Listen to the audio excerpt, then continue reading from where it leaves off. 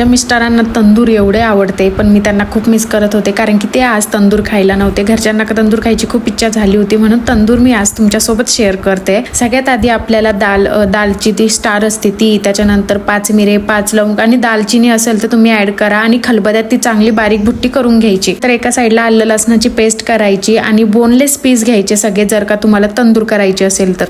त्यामध्ये आलं लसणाची पेस्ट टाकायची, त्यामध्ये थोडा बिर्याणी मसाला, मटन मसाला, किचन किंग मसाला, सब्जी मसाला, अजून तुमच्याकडे काही जे मसाले असते ना मटन संदर्भात किंवा चिकनचे वगैरे, ते सगळे मसाले ऍड करायचे. त्यानंतर घरची आपली लाल मिरची पावडर असते ती पण ऍड करायची थोडी. त्यानंतर त्यामध्ये थोडं 2 चमचे दही टाकायचं आणि जी आपण बारीक भुकटी केलेली आहे दालचिनीची आणि स्टार फुलची, ते सगळं त्यात टाकायचं. चवीनुसार मीठ टाकायचं आणि नॉर्मल थोडासा ऑरेंज कलर टाकायचा, जेणेकरून ते रेडिश होतं. त्यानंतर ते सगळं 1 तास भिजून द्यायचं दह्याने आणि लिंबाने, जे आपण भिजू घालतो. लिंबू पण टाकायचं विसरू नका. ते छान असं भिजून द्यायचं आणि खूप छान लागतं. तुम्ही एकदा नक्की घरी ट्राय करून बघा. पाऊस येत असल्यामुळे मला बाहेर चूल नाही पेटवता आली, त्याच्यामुळे मला गॅसवरच करावं लागलं. त्यानंतर ते चांगलं शिजून घ्यायचं, म्हणजे ताट झाकून ठेवून पातेल्यावर मस्त शिजून घ्यायचं. शिजल्यानंतर असं छान थोडं तूप वगैरे लावून त्याला असं भाजणी करून घ्यायची. इतकं छान लागतं तंदूर. का तुम्हाला तंदूरची रेसिपी आवडली असेल तर नक्की व्हिडिओ सेव्ह करा आणि असंच मला सपोर्ट करत राहा. Bye bye.